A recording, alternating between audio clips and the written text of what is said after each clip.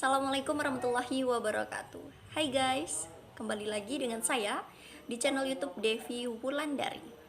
Pada video kali ini saya akan menjelaskan tentang sistem komputer hardware. Tapi sebelum kita masuk ke pembahasan materi, jangan lupa di like, komen, dan subscribe. Nyalakan loncengnya agar kalian tahu video terupdate selanjutnya. Baik, di sini kita akan membahas tentang sistem komputer hardware. Apa sih sistem komputer itu? Sistem komputer adalah kumpulan perangkat-perangkat komputer yang saling berhubungan dan berinteraksi satu sama lain untuk melakukan proses pengolahan data, sehingga dapat menghasilkan informasi yang diharapkan oleh penggunanya. Sistem komputer terdiri dari hardware, software, dan brainware. Di sini kita akan membahas tentang hardware. Hardware atau perangkat keras merupakan suatu perangkat elektronik yang ada pada komputer, bisa dilihat secara kasat mata dan mampu disentuh secara fisik. Selanjutnya, macam-macam dari hardware. Pertama, ada perangkat input. Perangkat input adalah perangkat keras yang digunakan untuk memasukkan data kepada komputer, baik itu dalam bentuk video, teks, gambar, audio, dan yang lainnya ke dalam sebuah komputer. Contoh, mouse, keyboard, scanner, dan lain-lain. Jenis yang kedua ada perangkat output. Merupakan jenis hardware yang berguna dalam menampilkan informasi dan mencetak hasil input data yang user lakukan. Data ataupun informasi tersebut berasal dari hardware input yang sudah melewati hardware proses. Misalnya, seperti monitor, proyektor, printer, dan lain-lain. Jenis yang ketiga ada perangkat proses atau biasa disebut dengan perangkat pemrosesan. Merupakan jenis perangkat keras yang berguna dalam mengolah data, sekaligus menjalankan proses yang ada pada sistem komputer.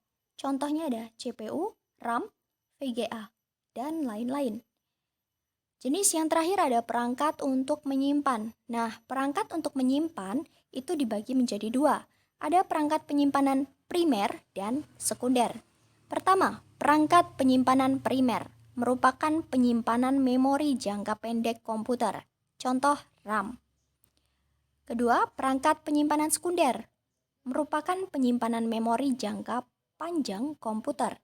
Contoh ada solid state drive atau SSD dan hard disk drive atau HDD.